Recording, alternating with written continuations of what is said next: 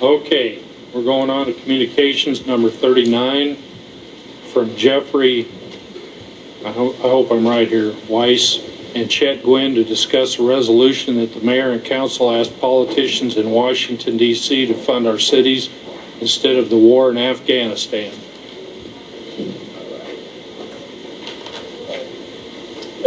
Thank you. My name is Jeffrey Weiss. I live 3118 Aurora Avenue. I work for Catholic Peace Ministry and also teach in the social sciences at Grandview and DMAC. And we are here to ask you if you will join the United States National Conference of Mayors, cities of Milwaukee, Philadelphia, Pittsburgh, smaller cities like Amherst, Massachusetts, to send a message to the Republicans and Democrats in the United States Senate, House, and in the executive branch of the U.S. government that as they negotiate the future of the United States federal budget into the long term, which is what they're doing right now, that the U.S. Conference of Mayors and many cities are saying it's time to weigh in and tell our politicians in Washington that it's time to build the United States of America. It's time to fund the needs of the cities, the domestic priorities of the people of this country, rather than a war that has lasted longer than 2 world wars combined. This resolution we are bringing to you today is supported by the Right Reverend Ellen Scarf, the Episcopal Diocese of Iowa Bishop, Bishop Richard Pates, the Catholic Diocese Bishop, also the Iowa Annual Conference United Methodist Church Bishop, Julius Calvin Trimble, a number of faith organizations, some labor involvement, some civic organizations. And it is simply, we're not asking for your money or any more of your time, just that you send a symbolic message to Washington, D.C. that it is time to build and concentrate on the cities of Des Moines and the needs of the people of this country. I'll end by saying we were here right before 2003 and asking you to support a resolution saying not to invade Iraq. And I remember, I think it was Councilmember Vlasic who was asking where I came up with the $200 billion figure for what the war in Iraq might cost. Well, I was off, $1.2 trillion, so 200 billion plus a trillion, I was $1 trillion off. I always remember that because I spent a lot of time working on that figure and I was troubled by it. In fact, when Vlasic asked me, I was like, how do I fudge my answer? But anyhow, God bless in this holiday season, and thank you for your time. Thank you, Jeffrey. And we have another speaker. Good evening, Mayor Pro Tem and council members. I'm Carmen Lampy Zeitler. I live at 2815 Center Street. For the last 16 years, I've been the Executive Director of Children and Family Urban Ministries. CFUM for short, because it's way too long to say every time, is located in the neighborhood northwest of Mercy Hospital, right across the street from Moulton Extended Learning Center.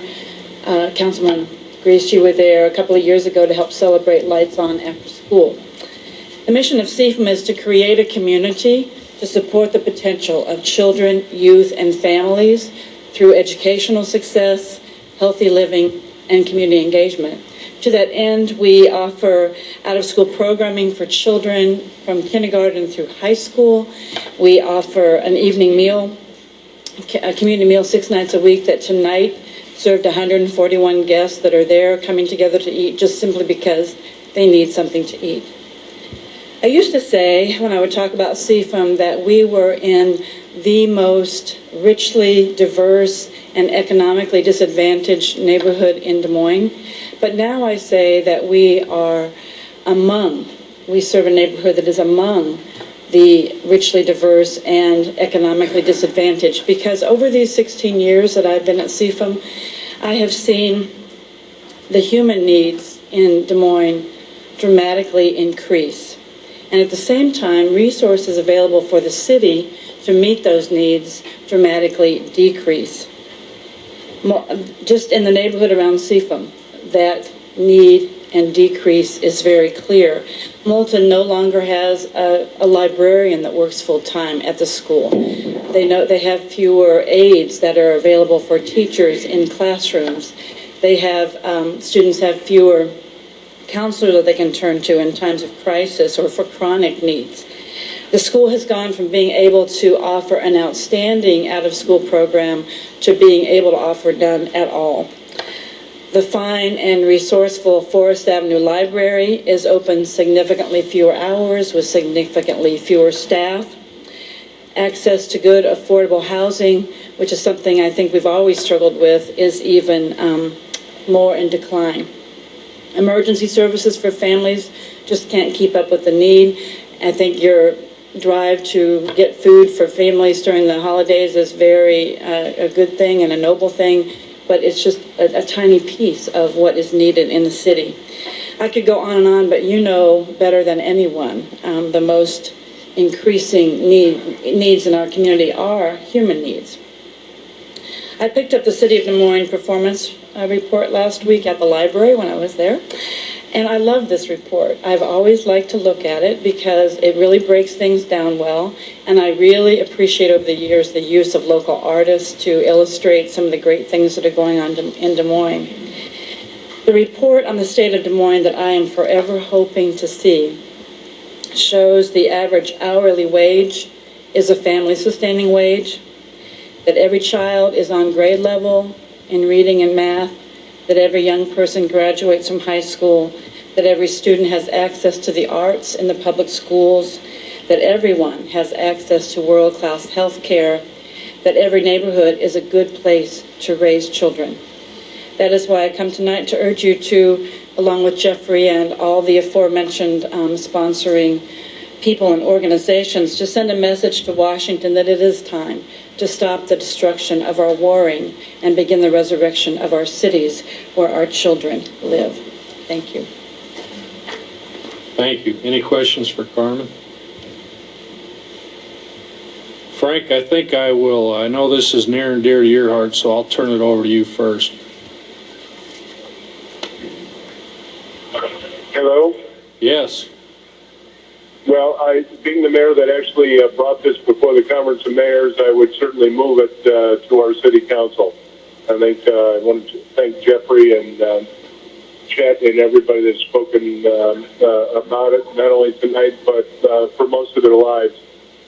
It's important that we think about the future of our country and all future generations, and I think as we roll away from a war economy and we think about what's needed on American soil, I think taking some of those dollars and putting them into not only debt reduction, but improving the quality of life for all Americans is important to all of us.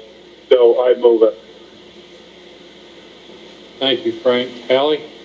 If that's the motion, I think I would be opposed to that motion.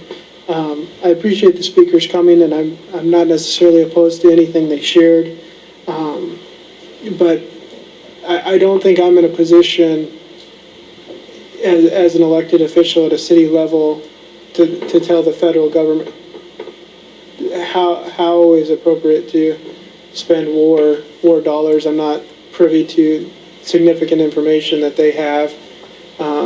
It's my understanding that we're already withdrawing from Afghanistan and moving out of there. So I just don't think as a city council it's appropriate for us to tell the federal government how to act on foreign policy. So I would vote no on that if that's the motion. Thank you. Bob? Well, I'm going to vote yes on this. I serve on a number of boards where the charities are having difficulty fulfilling the needs of the neighbors, especially on the Bidwell Riverside board where they have a clothing house and try to have food for those who are in need. And I think the dollars could be better spent, so I'm going to vote yes on it. Brian? I agree with Bob. Christine?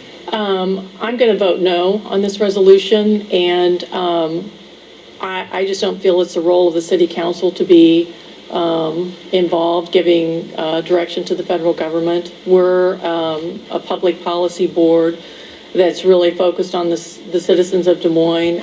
I don't disagree with the comments that are made. I'd like to see some changes, but again, I think echoing some of Hallie's comments that it's really beyond our purview as local elected officials.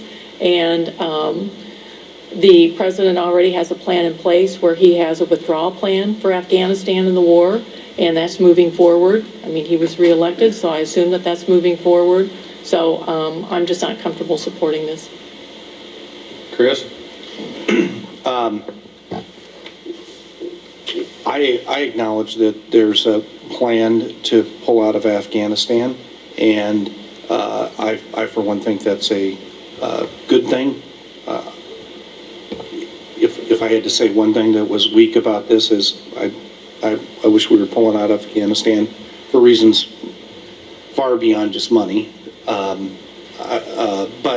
there's probably a point in time over the last 10 years I wouldn't have supported a resolution like this because it would have been seen as very, political and partisan. But at this time, I think with a plan there, we're endorsing that plan. I think it says the resolution is we formally support federal legislative action that would fund the safe and orderly withdrawal of U.S. soldiers from Afghanistan, cut non-essential Pentagon budget appropriations, and redirect the savings toward domestic priorities. And that's a statement that I support. Thank you. Before we go to a vote, I had real qualms about this one. And Chet, you and I spoke yesterday. As promised, I came back and read through it several times very slowly, and I did have the opportunity to speak with the mayor by phone about it. And you know the reasons why I've got qualms. I don't want to speak about it publicly, but I'm going to go ahead and support this so we'd have a vote at this time.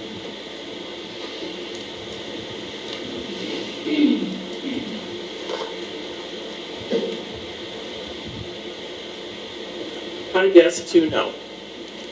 Motion carries.